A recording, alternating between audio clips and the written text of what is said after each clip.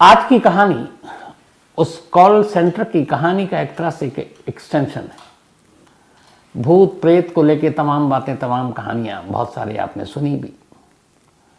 आज की कहानी कोरोना काल की कहानी है। 2020 में जब कोरोना ने दस्तक दिया तो पूरी दुनिया लॉकडाउन में पड़ गई। सारे कारोबार ठप हो गए, लोगों की नौकरियां गई। पहली बार देखने को मिला कि दफ्तर घर से भी चल सकता है, क्योंकि वर्क फ्रॉम होम शुरू हुआ। इंसानों के बीच में दूरियां बनाई गई, मास्क पहनने की आदत डाली गई, एक दूसरे के करीब जाने में डर लगने लगा। यहाँ तक कि अगर शुरुआत में तो किसी मोहल्ले में पता चल जाए कि कोई एक कोरोना पेशेंट है तो उस गली तक से लोग अपना मुंह मोड़ लेते थे। जिनकी मौत हो गई उनको कांधा देने वाला कोई नहीं था, शमशान कब्रिस्तान में जगह नहीं थी। ऐसी बहुत सारी चीज़ें हैं और इसी कोरोना ने बहुत सारी कहानियों को भी जन्म दिया। और आज की कहानी उसी कोरोना काल की एक अजीब व गरीब कहानी है। कहानी राजस्थान के भरतपुर की है। इस कहानी में मैं ओरिजिनल कैरेक्टर जो है उसका नाम बदल दूंगा, कुछ वजह है उसकी। तो भरतपुर में एक फैक्ट्री थी और उस फैक्ट्री में बहुत सारे मजदूर काम किया करते थे, या अलग अलग जो इंजीनियर और बाकी सब जो थे। उसी में एक ये बदला हुआ नाम विनोद। शिकारपुरी खड़े हैं तो कोई नाम देना है तो विनोद का ही दे दो। तो एक एम्प्लॉय था जिसका नाम विनोद था, उसी फैक्ट्री में काम किया करता था। उसकी एक बीवी, 2 बच्चे। भरतपुर से कुछ ही दूरी पर एक गांव में उसका घर। ठीक ठाक परिवार चल रहा था, जिंदगी सही कट रही थी। जितने पैसे मिलते थे उसमें पूरे परिवार का ठीक ठाक से गुजारा भी हो रहा था। लेकिन तब तक जब तक कि कोरोना ने दस्तक नहीं दी। जब कोरोना आया और उसके बाद शायद 25 फरवरी या मार्च की वो तारीख थी जब पहली बार इस देश में लॉकडाउन लगा। तो उस लॉकडाउन के बाद कोरोना ने इतनी दहशत मचा रखी थी कि लोगों को अपने घरों में रहना पड़ा। दुकानें बंद हो गई, शोरूम, मॉल, फैक्ट्री, सब जगह ताले लग गए, क्योंकि जान ज़्यादा ज़रूरी थी। अब ऐसे में वो लोग क्या करें जिनकी ज़िंदगी का पूरा जो सोर्स था कमाई का वो नौकरी ही था, नौकरी पेशा थे, उसी से घर चलता था। तो शुरुआत में बहुत सारे लोगों ने इंसानियत दिखाई। भरतपुर के इस फैक्ट्री के ओनर ने भी इंसानियत दिखाई और उन्होंने कहा कि चलो जब तक फैक्ट्री बंद है या आफत टल जाए तब तक हम तमाम लोगों को तनख्वाह देंगे। उन्हें भी उस वक्त तक अंदाज़ा नहीं था कि ये लॉकडाउन कितना लंबा खींचेगा। उन्हें लगा 2-4 महीने की बात है, इतना तो हम लोग झेल लेंगे, थोड़े बहुत कम करके पैसा दे देंगे। तो फैक्ट्री बंद हो गई। मजदूरों से कहा गया कि सरकार का आदेश है, लॉकडाउन है, आप लोग अपने अपने घर रहो, लेकिन हम कोशिश करेंगे हर एक मुलाजिम को उसका जो भी पैसा है वो दे सकें। उन्होंने 2-4 महीने वादे के हिसाब से दिए भी, लेकिन इधर कोरोना बढ़ता जा रहा है। उम्मीद कुछ है नहीं लॉकडाउन खुलने की। अब मालिक भी इतने पैसे कहाँ से दे। तो 3-4 महीने के बाद वो पैसे देने का सिलसिला भी बंद हो गया। लोग घरों में कैद थे, कहीं काम नहीं कर सकते थे। जिनके पास और कोई जरिया नहीं था आमदनी का, वो क्या करते, कहाँ जाते। कुछ दिनों तक उधार से चला, किसी से मांग कर, कुछ रिश्तेदारों ने मदद कर दी, किसी और ने। ये लाखों परिवार का किस्सा है। तो उन्हीं लाखों परिवार में से ये विनोद का परिवार भी उसी चीज़ों से जूझ रहा था। जैसे तैसे करके कोरोना काल काट लिया विनोद के परिवार ने। कोरोना ने धीरे धीरे अपना कहर कम किया। इसके बाद सरकार के आदेश पर अब जिंदगी ढर्रे पर आई। कल कारखाने, दुकानें, मॉल, सिनेमा हॉल सब खुलने शुरू हो गए। तो इसी में भरतपुर की ये फैक्ट्री भी खुल गई। जब फैक्ट्री खुली तो सभी मुलाजिम काम पर लौटे, राहत की सांस ली। विनोद भी काम पर लौटा। अच्छा, इस फैक्ट्री में विनोद की एक बड़ी अलग पहचान थी। वो बहुत ही हंसमुख, मिलनसार, अपने तमाम कुलीग जो भी साथी वहाँ काम करते थे उन सबसे बहुत प्यार से बात करता, उन लोगों का दिल भी बहलाता अपनी हंसी हंसी वाली बातों से। तो उसका जो रेपो था वो बहुत अच्छा था कि एक बहुत अच्छा इंसान है, और वो दिल का इंसान भी अच्छा था। तो लोग उसकी कदर भी करते, इज्जत भी करते, उसे मिस भी करते। तो जब लॉकडाउन ख़त्म हुआ तो सब लोग आए, विनोद से मिले, सब बड़े खुश। फिर से ज़िंदगी वैसे ही पटरी पर लौट आई जैसे 2020 कोरोना से पहले थी। लेकिन इस बार लोगों ने महसूस किया कि विनोद के बर्ताव में कुछ तब्दीली आ गई है। शुरुआत में लोगों को लगा कि शायद इस कोरोना काल की वजह से बहुत सारी चीज़ें झेली हैं लोगों ने। विनोद के ऊपर भी बहुत सारे ऐसी मुश्किलें आई होंगी फैक्ट्री बंद, तनख्वाह मिलती नहीं थी, पता नहीं परिवार कैसे चल रहा होगा, कैसे पल रहा होगा। तो ये सोचकर उन्होंने धीरे धीरे इन चीज़ों को इग्नोर किया। लेकिन उसके आसपास के लोगों को लगा कि अब विनोद उतना हंसमुख नहीं रहा, अब विनोद काम भी कर रहा और यहां तक कि अब वो ओवर टाइम भी करने लगा। उसने अपने मैनेजर से कहा कि जो भी काम है, अच्छा फैक्ट्री में अब काम शुरू हुआ था तो काम बहुत था, तो बहुत सारे ऐसे मजदूर होते हैं या काम जो कर्मचारी हैं वो होते हैं जो ओवर टाइम नहीं करते क्योंकि थक जाते हैं। लेकिन उस फैक्ट्री में इकलौता विनोद था जिसने कहा कि मुझे ओवर टाइम भी करना है। अब वो ओवर टाइम भी करने लगा। हफ्ता 10 दिन 15 दिन बीता। एक दिन मैनेजर ने कहा कि तुम पूरे दिन की शिफ्ट करते हो, फिर रात को ओवर टाइम करते हो, तुम थकते नहीं हो, तुम्हें नींद नहीं आती। तो उसने कहा कि साहब हमें अब कहाँ नींद आती है। तो उसे लगा पता नहीं ये परेशान शख्स है, घर और परवरिश बच्चों की इन चीज़ों में इसके बोझ तले दबा होगा, इसी तरह ऐसी बहकी बहकी बातें कर रहा है। मैनेजर को भी लगा चलो ये काम अपनी खुशी से कर रहा है, ठीक है, करता रहा। बट एक रोज एक अजीब वाकया हुआ। जो फैक्ट्री का गार्ड था, चूंकि नाइट में दिन के मुकाबले कम लोग काम गया करते थे, तो जो कुर्सी या जिस जगह पर ये बैठकर काम किया करता था विनोद, वो गार्ड रात को किसी काम से अंदर गया। जब अंदर गया तो उसने देखा कि कुर्सी पर एक बहुत ही लंबा चौड़ा कोई शख्स लेटा हुआ और अजीब सा लग रहा है। रात में वो देखकर उसको वो घबरा गया, क्योंकि विनोद की कदकाठी के मुकाबले वो 2-3 गुना ज़्यादा।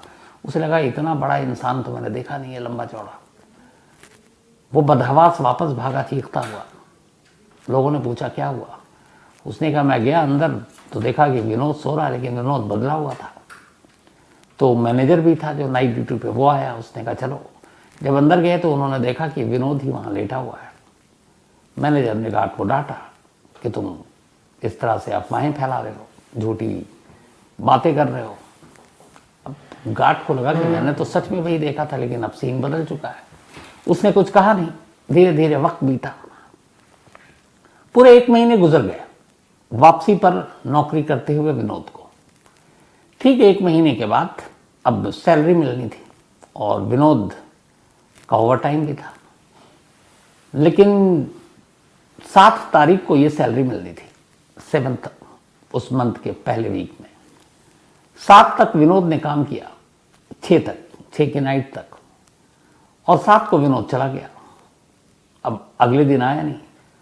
तो ये लगा कि वहाँ के मैनेजर और बाकी लोगों को कि उसने लगातार दिन रात काम किया, ओवर टाइम काम किया है, तो शायद थका हुआ नहीं आया। लेकिन उन्हें बड़ी अजीब बात ये लगी कि वो अपनी तनख्वाह लिए हुए बिना ही चला गया, सैलरी ली ही नहीं और वो चला गया। तो उन्हें लगा कुछ ज़रूरी काम आ गया होगा गांव से। अगले दिन भी नहीं आया। 8, 9, 10 बीतता गया। विनोद की कोई खबर नहीं। अब उसे ज्वाइन भी करना है क्योंकि उसके हिस्से का काम उसे करना है। तो मैनेजर से बात ओनर तक पहुंची कि वो बिना बताए हुए गायब है, और ऊपर से ये है कि उसने अपनी सैलरी भी नहीं ली। अब उन लोगों को लगा कि कहीं विनोद के साथ कुछ हो तो नहीं गया, क्योंकि ऐसा कभी इससे पहले हुआ नहीं कि उसने अपनी तनख्वाह नहीं ली और यूं ही बिना बताए हुए भी कभी वो गायब नहीं हुआ, छुट्टी लेकर गया। तो इस बार ऐसा क्यों हुआ। इधर उधर विनोद के जो तमाम जानकार थे उनसे पहले पूछताछ की गई। फिर लास्ट में ये था कि विनोद के घर का पता था।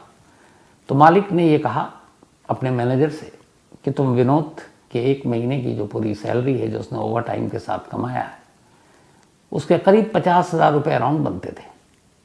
उन्होंने कहा ये 50,000 ले जाकर विनोद को दे दो और पूछो कि वो कहाँ है, क्यों नहीं आ रहा है। उसने बिना बताए हुए नाराज़ भी हुआ कि बिना बताए हुए गायब है। तो मैनेजर ने कहा ठीक है।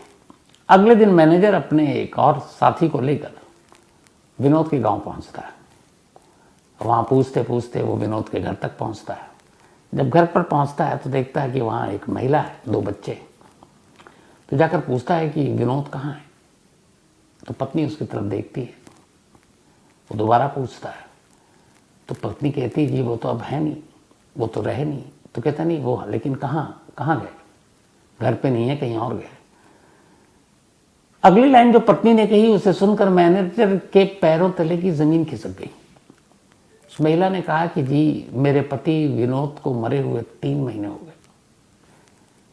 कोरोना जब खत्म होने वाला था, अब लगा सब कुछ ठीक होगा, तभी विनोद को कोरोना हो गया और उस कोरोना के बाद उसे अस्पताल में पहुंचाया गया, लेकिन उसे बचाया नहीं जा सका और कोरोना की वजह से विनोद ने दम तोड़ दिया और इसी गांव में उसका अंतिम संस्कार किया गया।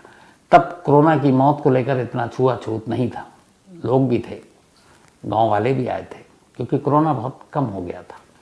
लेकिन उस कम कोरोना में भी बहुत सारे लोगों की जान जा रही थी। मैनेजर ने कहा कि आप क्या बात कर रही हैं भाभी जी, अभी हफ्ता भर पहले तक तो विनोद हमारे यहाँ काम कर रहा था, बाकायदा उसने ओवर टाइम किया।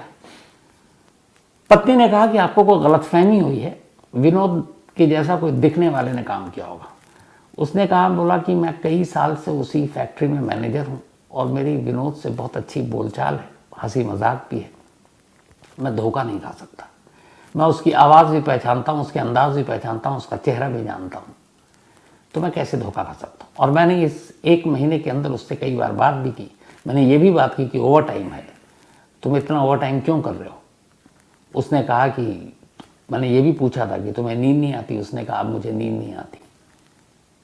और आप कह रही हैं कि उसकी डेथ हो गई है। तो बोले आप मान नहीं रहे तो मैं क्या करूं, बाकी लोगों से पूछिए। अब उसने बच्चों से सबसे पूछना शुरू किया, क्योंकि मैनेजर मानने को तैयार नहीं था और जो उसके साथ था वो भी मानने को तैयार नहीं, क्योंकि हफ्ता भर पहले तक तो वो उसके साथ था और 1 महीने लगातार नौकरी की।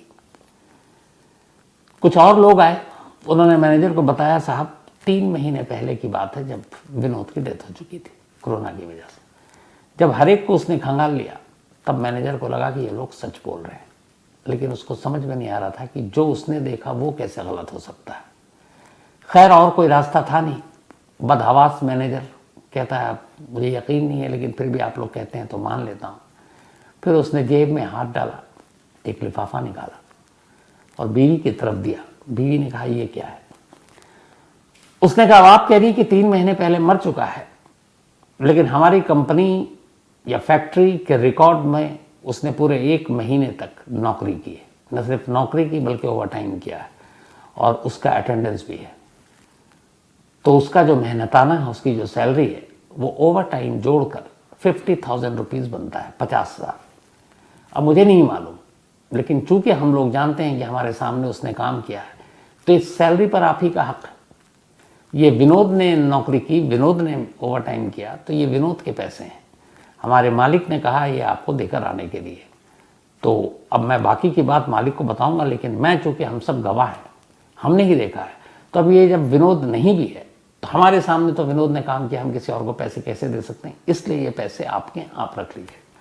जैसी ये बात सुनी, बीवी ने लिफाफा खोला, पैसे देखे, बीवी अब पहली बार रो पड़ी। अब तक मैनेजर ने जब पूछा विनोद कहाँ है, क्या हुआ, उसने बताया सारी कहानी कि 3 महीने पहले डेथ हो गई, लेकिन बीवी की आंखों में तब तक आंसू नहीं थे। लेकिन जैसे ही उसने लिफाफा खोला और देखा कि 50,000 रुपये हैं जो बताया, बीवी रो पड़ी। मैनेजर ने पूछा कि आप क्यों रो रही हैं।